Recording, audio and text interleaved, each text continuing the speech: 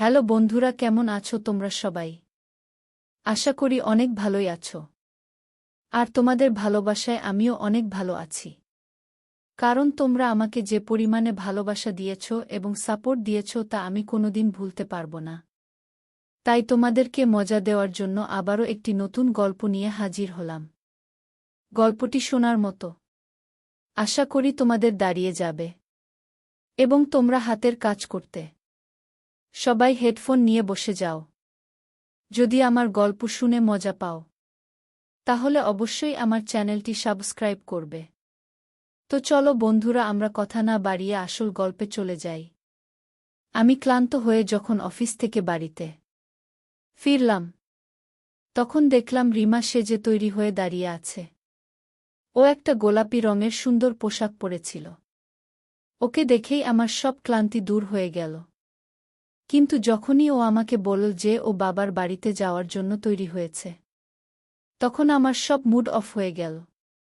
দেখো রিমা, তুমি কালকে যেও, আজকে আমি অনেক ক্লান্ত। ওকে এড়িয়ে যাওয়ার চেষ্টা করলাম, কিন্তু ও লাত ধরে রইল। না অজয়, আমার মায়ের কথা অনেক মনে পড়ছে। প্লিজ তুমি আমাকে দিয়ে আসবে, চলো। ওর কথা শুনে আমি হ্যাঁ করে দিলাম। মাত্র 1 মাস হয়েছে আমাদের বিয়ে, আর ও প্রায় প্রতি সপ্তাহতেই বাবার বাড়িতে যেত। কিন্তু তাতেও ওর মন ভরত না। কিন্তু আমি বা কি করব? রিমাকে অনেক বেশি ভালোবেসে ফেলেছিলাম। তার জন্য ওর কোনো কথাকে এড়িয়ে যাওয়া আমার জন্য মুশকিল হয়ে যেত। তার জন্য বাধ্য হয়েই আমি ওকে একটু অপেক্ষা করতে বললাম। আর তারপরে হাত মুখ ধুয়ে ফ্রেশ হয়ে আমি ওকে ওর বাবার বাড়িতে দিয়ে এলাম। ও বলল রাতে এসে ওকে নিয়ে যেতে। আমি অনেক ক্লান্ত ছিলাম, তাই তাড়াতাড়ি বাড়িতে চলে এলাম। আজকে আমার শরীরটা ভালো মনে হচ্ছে না। কিন্তু রিমাকে আমি এসব কথা কিছু বলিনি। যেই আমাদের বাড়ির গেটের সামনে আমার গাড়িটা দাঁড় করালাম, তখন আমার চোখ গেল আমার পাশের বাড়ির ছাদের দিকে। চোখ যেতেই আমি হঠাৎ আশ্চর্য হয়ে গেলাম। ছাদে একটা পোশাক ছিল, আর এই একই পোশাক আমি এইমাত্র রিমাকে পরে থাকতে দেখেছি। একদম একই রং, প্রিন্ট। আমি অনেকক্ষণ সময় নিয়ে পোশাকটা দেখছিলাম। কি অদ্ভুত মিল দুইটা ড্রেসের মধ্যে। আমি মনে ভাবলাম হয়তো রিমা আর পাশের বাড়ির বৌদি একসাথে শপিং করে একই রকম পোশাক কিনেছে। আমি এসব ভাবছিলাম যেই দারোজান এসে গেট খুলল। আমি গাড়ি নিয়ে ভিতরে চলে গেলাম। বাড়ির কাজের লোককে বললাম কেউ যেন আজকে আমাকে বিরক্ত না করে। আমি একটু বিশ্রাম নিতে চাই। সেই দিন আমি ওই ব্যাপারে আর বেশি কিছু ভাবলাম না। অনেক সময় এরকম অদ্ভুত মিল হয়েই যায়। আমি রাতে রিমাকে বাড়ি ফিরিয়ে নিয়ে এলাম। কিন্তু ওকে আমি এই কথাটা বলতে ভুলে গেলাম যে ওর মতো একই পোশাক পাশের বাড়ির বৌদির কাছেও আছে। কিন্তু আমি এটা ভাবিনি যে 2 দিন পরে এমন কিছু ঘটনা ঘটবে, যার কারণ বুঝতে না পেরে আমি হয়রান হয়ে যাব। 2 দিন পরে রিমা আমাকে বলল ও আবার বাবার বাড়ি যেতে চায়, কারণ ওর মায়ের শরীরটা ভালো নেই। এইবার ও একটা নীল রঙের অনেক সুন্দর পোশাক পরেছিল। আমি অনেক ভালোবেসে ওকে দেখছিলাম। দেখতে আজকে ও অনেক সুন্দর দেখাচ্ছে। কিছুক্ষণ পরে আমি ওকে ওর বাবার বাড়িতে দিয়ে এলাম। কিন্তু যখনই আমি বাড়িতে ফিরে এলাম আবার অবাক হয়ে গেলাম, কেননা আমার পাশের বাড়ির ছাদে আজকেও ওই একই পোশাক ছিল, যেটা রিমা আজকে বাবার বাড়িতে যাওয়ার সময় পরেছিল। এটা কি করে সম্ভব? আমার অনেক অবাক মনে হচ্ছে। কিন্তু এইবারও আমি ভাবলাম এমন মিল হতেই পারে। আমি আমার কাজে মন দিলাম। কিন্তু যখন তৃতীয়বার একই ঘটনা ঘটল তখন আমার চিন্তা ভাবনা সন্দেহে পরিণত হল। এইরকম হচ্ছে না তো যে রিমা নিজের বাবার বাড়ি যাওয়ার নাম করে আমাদের পাশের বাড়িতে যাচ্ছে? কিন্তু এটা কি করে সম্ভব? আমি ওকে নিজে ওর বাবার বাড়িতে দিয়ে এসেছি, আর ওর বাবার বাড়িটা অনেকটা দূরে। এত তাড়াতাড়ি ওর পক্ষে আসা কি করে সম্ভব? কিন্তু সেই দিন আমি আর থাকতে পারলাম না। আমি সত্যিটা জানার জন্য গাড়ি নিয়ে আমার শ্বশুর বাড়ির দিকে দৌড়লাম। আমি ওখানে গিয়ে দেখলাম রিমা ওই পোশাকটাই পরে আছে। আমাকে দেখে অবাক হয়ে পড়ল। অজয়, তুমি এখনো যাওনি? আমি একটু লজ্জা পেলাম আর মনে মনে নিজেকে দোষ দিতে থাকলাম। আমি কত বোকা! বোকা চিন্তা ভাবনা করছিলাম।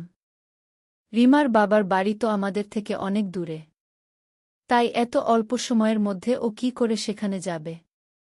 আমি মনে নিজেকে বকা দিলাম। আর সেখান থেকে চলে এলাম।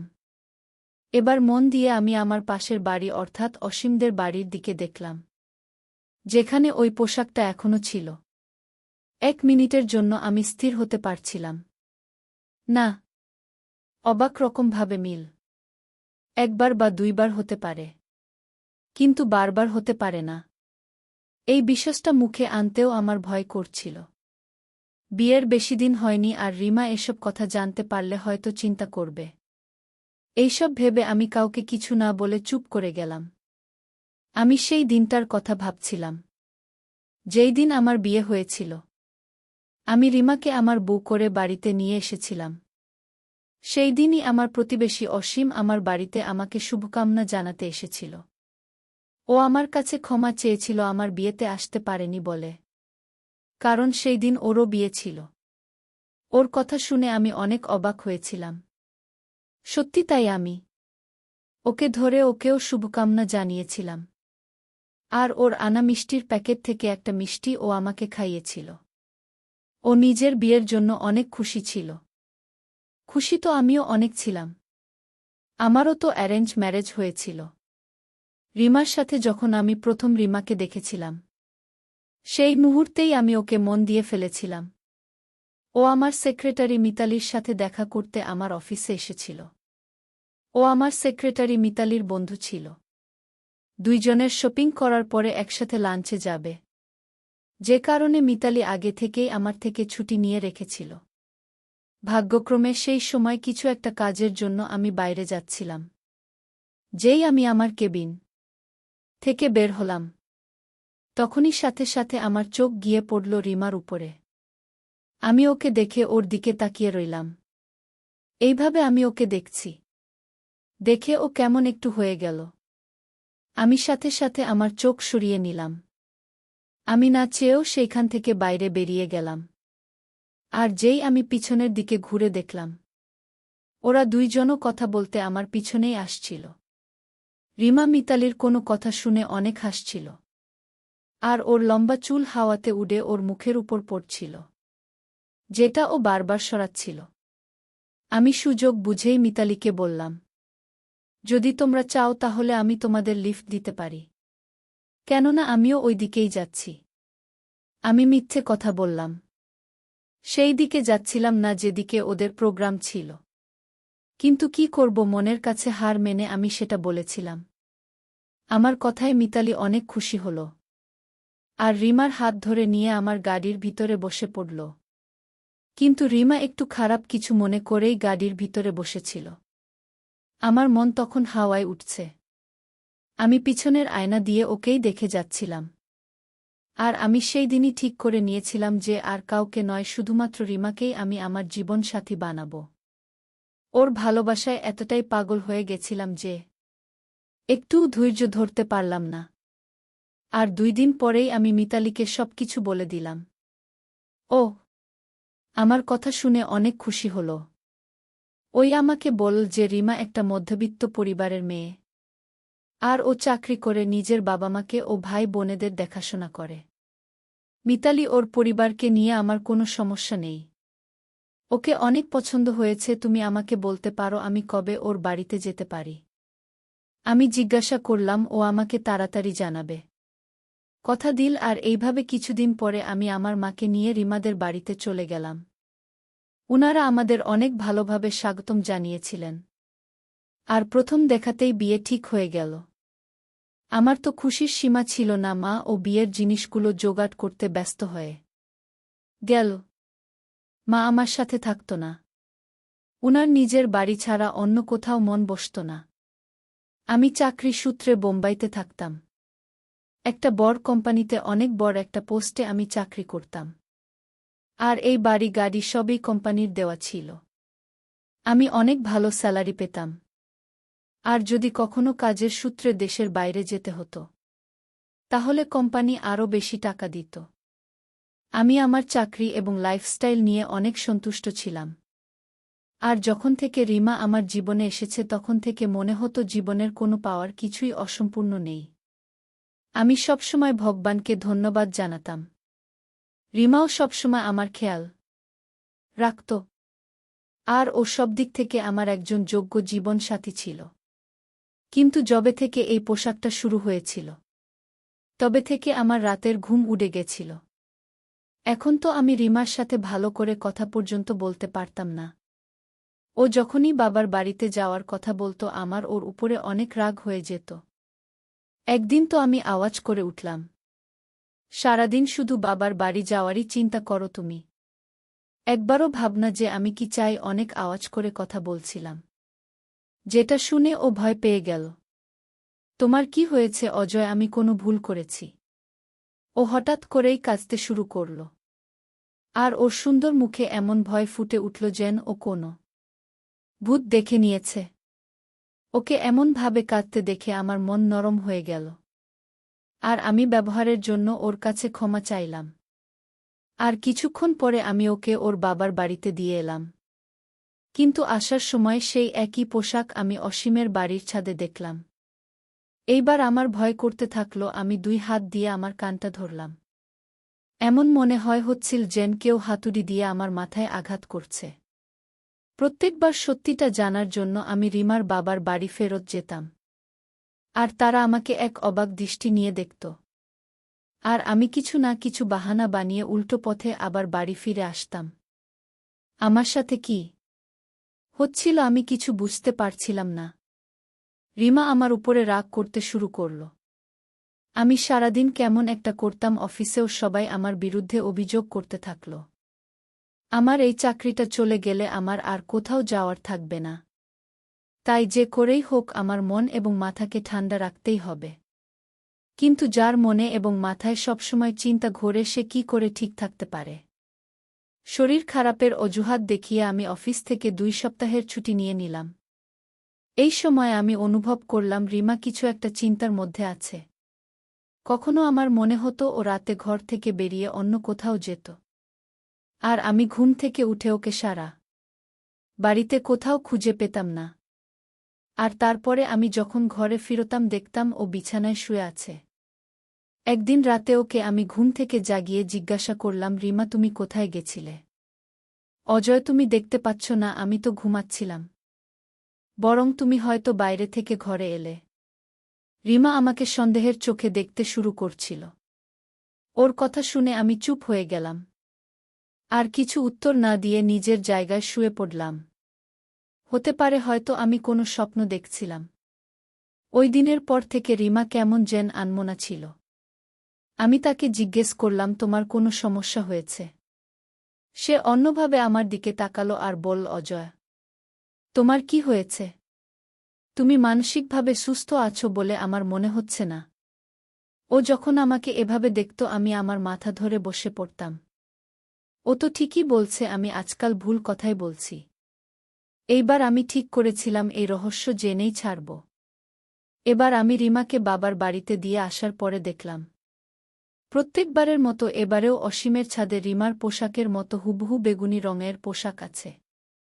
কিছু একটা চিন্তা করতে আমি ভিতরে গেলাম। আর সোজা সিঁড়ি দিয়ে ছাদে উঠে গেলাম। আমাদের আর অসীমদের ছাদ একদম পাশাপাশি ছিল। আমি একটু এদিক ওদিক দেখে অসীমদের ছাদে চলে গেলাম। তার পোশাকটা হাত দিয়ে দেখলাম। ওটা এখনই পরিষ্কার করে দেয়া হয়েছিল। ওটা দিয়ে পানি পড়ছিল। আমি পোশাকটা হাত দিয়ে দিলাম আর অনেক খারাপভাবে পোশাকটাকে দেখছিলাম। আমার শরীরটা রাগে খারাপ হয়ে গেল। কারণ এই বিশ্বাসটা আমাকে অনেক মানসিক কষ্ট দিয়েছে। আমি যেমনভাবে এসেছিলাম তেমনভাবেই আবার ফিরে চলে গেলাম। আর তারপরে আমার শ্বশুরবাড়ির দিকে গাড়ি নিয়ে গেলাম। আজ আমাকে সত্যিটা জানতেই হবে, আজ সব রহস্য শেষ করতেই হবে আমাকে। আমি গাড়ি চালিয়ে রিমাদের বাড়িতে গিয়ে পৌঁছলাম। আর দরজায় শব্দ করতেই রিমা এসে দরজা খুলে দিল। ও আমাকে দেখে অবাক হয়নি, কারণ আমি প্রতিবারই ওদের বাড়িতে ফিরে যেতাম। কিন্তু ওকে দেখে আমার পায়ের তলার মাটি সরে গেল। কেননা ওর পোশাকটা মাঝখান থেকে ছেঁড়া ছিল, একদম সেইভাবে যেইভাবে আমি সেই পোশাকটা ছিঁড়েছিলাম। এইসব দেখে আমি জ্ঞান হারিয়ে ফেললাম। আর রাগের বশে রিমার শরীরে একটা মার দিলাম। ও এই মারের জন্য তৈরি ছিল না। তাই মার খেয়ে মাটিতে মাথা ঘুরে পড়ে গেল। আর আওয়াজ করে সবাইকে ডাকতে থাকল। মা, বাবা, ভাই ওর আওয়াজ শুনে সবাই দৌড়ে এলো। আমার চোখের সামনে সব অন্ধকার দেখছি আমি। ওর হাত ধরতে থাকলাম, চলো আমার সাথে। আমিও আওয়াজ করতে থাকলাম, কি হয়েছে তোমার? তুমি এমন করছো কেন? আমার শ্বশুর শাশুড়ি অবাক হতভম্ব হয়ে আমাকে জিজ্ঞেস করতে থাকল। আমার নিঃশ্বাস পড়ছিল অনেক। আমি তাদের বলতে থাকলাম, আপনারা এসব নিজেদের মেয়েকে জিজ্ঞেস করছেন না কেন? কাকে বোকা বানাচ্ছে ও? আমার শ্বশুর হাত ধরে নরমভাবে আমাকে জিজ্ঞেস করল। কিন্তু অজয় ও কি করেছে এমন আমি নিজেকে সামলাতে বললাম, বাবা, আপনি আপনার মেয়েকে জিজ্ঞেস করুন। ওর পোশাকটা কি করে ছিঁড়ল? ওরা সবাই আশ্চর্য হয়ে একে অপরের দিকে দেখছিল। ওরা সবাই একসাথে বলে উঠল, ওর পোশাকটা তো এইমাত্র আসার সময় গেটের সাথে মিশে ছিঁড়ে গেছে। রিমা এখনো মাটিতে বসে কেঁদেই চলেছিল। এটা হতে পারে না, আপনারা সবাই রিমার সাথে মিলে আছেন। ওর মিথ্যা কথার সাড়া দিচ্ছেন। আমার মাথায় আর কাজ করছিল না। আমি রিমাকে ধরে নিয়ে বাইরে এলাম। ওর মা বাবা আমাকে অনেক অনুরোধ করতে থাকল। কিন্তু আমার কানে কারো কথা পৌঁছাচ্ছিল না। সারা রাস্তা সীমা কাঁদছিল, কিন্তু এখন আমার ওর উপরে একটুও দয়া হচ্ছিল না। বাড়ি পৌঁছে আমি ওর চুলগুলো ধরে ওকে জিজ্ঞাসা করলাম, বল, অসীমের সাথে তোমার কি সম্পর্ক? ও আওয়াজ করে বলল, অজয়, তুমি এসব কি বলছ? কিন্তু আমার ওর উপরে এখন কোনো ভরসা হচ্ছিল না। আমার কথা শুনে ওর চোখ মুখ কেমন একটা হয়ে গেছিল। এসব কি পাগলামি করছো অজয়? তুমি এসব ভুল ভালো কি করে ভাবতে পারো? ও আওয়াজ করছিল। কিন্তু এখন ওর কথার কোনো দাম ছিল না আমার কাছে। ও বারবার অস্বীকার করছিল, রাগে আমার মাথা ঠিক ছিল না। আমি ওকে বললাম, যদি তুমি সব সত্যি কথা বলে দাও তাহলে আমি তোমাকে কিছু বলবো না। শুধু একবার স্বীকার করো। আমার মনে হচ্ছিল আমার মাথার শিরা সব নষ্ট হয়ে যাবে। কিন্তু তখনই আমি দেখলাম সেখানে পুলিশ এসে গেল। তাদের মধ্যে একজন মহিলা কনস্টেবল এসে রিমাকে আমার হাত থেকে ছাড়িয়ে নিল আর ওকে সোফায় বসিয়ে দিল। ওর বয়ান নেওয়া শুরু করল। তখন আমাকে হাত কড়া পরিয়ে দেওয়া হলো। আমি আওয়াজ করে বললাম, এসব কি হচ্ছে? ওই পুলিশ ইন্সপেক্টর হেসে বলল, সে তো আপনি থানায় গেলেই বুঝতে পারবেন।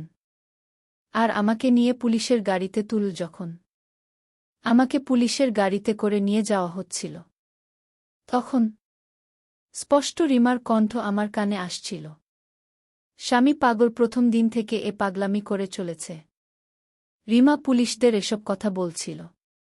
আমি আমার নিজের কানকে বিশ্বাস করতে পারছিলাম না।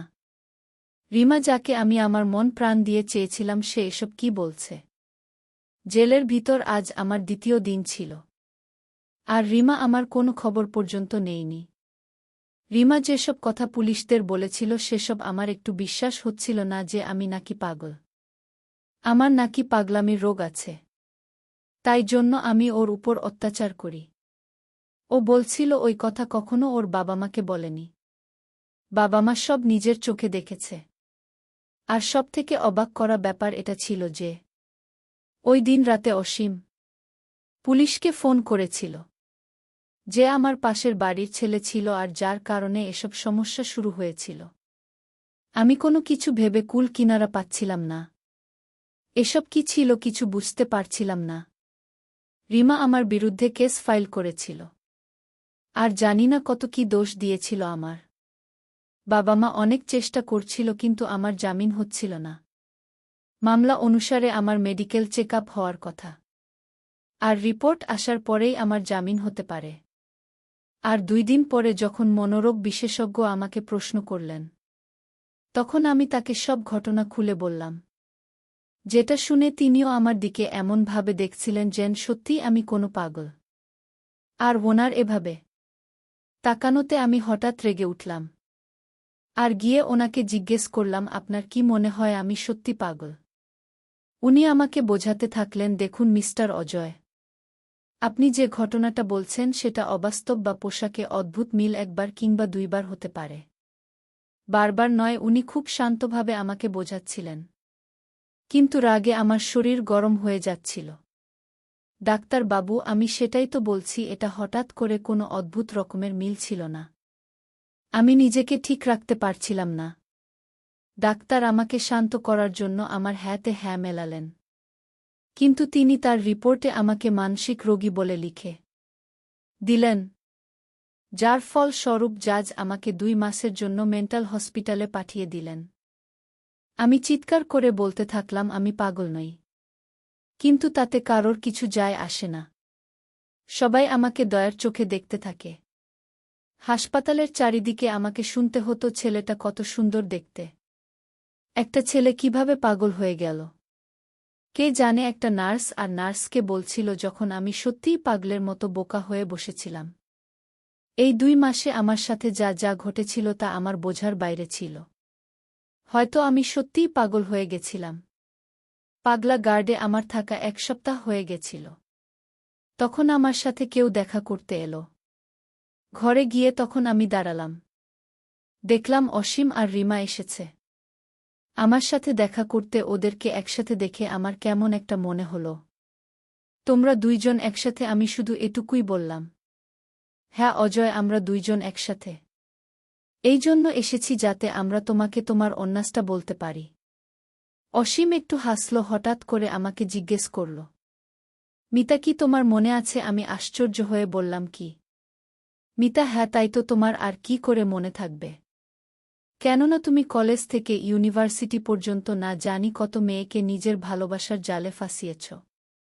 তাদের মধ্যে একজন মিতাও ছিল, যে আমার ছোট বোন। আরও অন্য মেয়েদের থেকে অনেক আলাদা ছিল, নরম মনের ছিল, আর তোমার টাইম পাসকে ও সত্যিকারের ভালোবাসা ভেবে নিয়েছিল। আর তুমি ওকে বিয়ে করবে না বলেছিলে। তুমি বলেছিলে তুমি শুধু ওকে নিজের বন্ধু মনে করার কিছু নয়। তখন ওই সহজ সরল মেয়েটা ছাদ থেকে লাফ দিয়ে নিজের জীবন শেষ করে দেওয়ার চেষ্টা করেছিল, যেটাতে ও বেঁচে তো গেছে কিন্তু সারা জীবনের জন্য অচল হয়ে গেছে। আর এখনো পর্যন্ত ও শুধু ওষুধের ভরসাতেই বেঁচে আছে। আমি যখনই আমার বোনকে এই অবস্থায় দেখতাম, তখন সেই মানুষটার উপরে আমার অনেক ঘৃণা হতো। তারপর একদিন মিতার ডায়েরিটা আমি পেলাম, যেখানে তোমার ব্যাপারে সবকিছু লেখা ছিল। আর সেই দিনই এর প্রতিশোধ নেওয়ার সিদ্ধান্ত নিলাম। আমি তোমার সবকিছু শেষ করে দিতে চেয়েছিলাম। সবথেকে প্রথমে আমি তোমার বাড়ির পাশে নিজের বাড়ি কিনলাম। আর তারপর রিমা, যে আমার অফিসে কাজ করত, একটা ছোট পোস্টে অনেক কষ্টে সংসারের খরচ চালাত। কিন্তু ওকে দেখতে অনেক সুন্দর ছিল। তার জন্য অনেক টাকার বিনিময়ে আমি রিমাকে এসব নাটক করতে বললাম। আর আমার আনন্দ ধরছিল না যখন প্রথম দেখাতেই তুমি রিমাকে পছন্দ করে নিয়েছিলে। আমি জানতাম যে তুমি রিমার মতো সুন্দরী মেয়েকে কখনো এড়িয়ে যেতে পারবে না। আর তুমি রিমাকে বিয়ে করে নিলে। তারপর আমি যে প্ল্যানটা বানিয়েছিলাম, সেটা কাজে দিতে শুরু করে দিলাম। প্রথমে তো তুমি অনেক দিন পর্যন্ত আমার বাড়ির দিকে তাকাওনি। কিন্তু একদিন তোমার চোখ আমার ছাদের দিকে পড়েই গেল। আর সেটাই হলো তোমার জীবন শেষের কারণ। আর এটাই শুধু নয়, আমি রিমাকে এমন কিছু ওষুধ দিয়েছিলাম, যাতে তুমি অনেক সহজে মাথা গরম হয়ে যাও। আর তোমাকে সবাই পাগল মনে করে। এই কথাগুলো বলার সময় ওকে অনেক খুশি মনে হচ্ছিল। আর ওর মুখে হাসি ছিল। কিন্তু রিমা চুপচাপ দাঁড়িয়েছিল। আস্তে আস্তে আমার সব মনে পড়ল। এখন আর রাগ হচ্ছিল না, কারণ আমি একটা শান্ত স্বভাবের মানুষ ছিলাম। আর আমার রাগ অসীমের দেওয়া ওষুধের জন্যই হতো।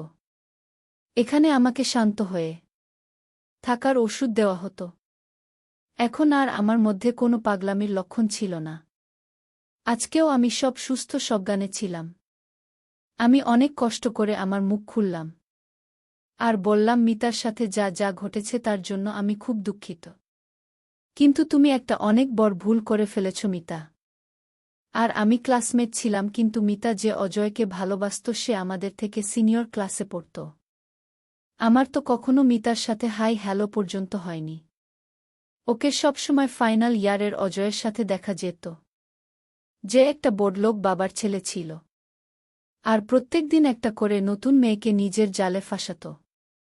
মিতা কেন ইউনিভার্সিটি আসা বন্ধ করে দিয়েছিল? আমি তার ব্যাপারে কিছু জানতাম না। আমি শুধু আমার পড়াশোনা নিয়ে ব্যস্ত থাকতাম। আর যখন তুমি মিতার ডায়েরিতে অজয় নামটা দেখলে তখন দুর্ভাগ্যবশত ওর ক্লাসে যে অজয় ছিল সেটা আমি ছিলাম। তুমি শুধু ওর ক্লাসের কথা ভেবে আমাকে সন্দেহ করলে যে আমি সেই ছেলে অজয়, আর এসে গেলে আমার জীবনটা শেষ করতে। কমপক্ষে একবার কাউকে জিজ্ঞেস করে নিতে পারতে যে মিতার সাথে কোনো ছেলেটা থাকত। এত ঝড় সামলে আমার শরীরের অবস্থা ভালো ছিল না। আমি সেই অন্যায়ের শাস্তি পেয়েছিলাম যেটা আমি করিনি। আমার কাহিনী শুনে অসীম ও রিমা অবাক হয়ে গেছিল।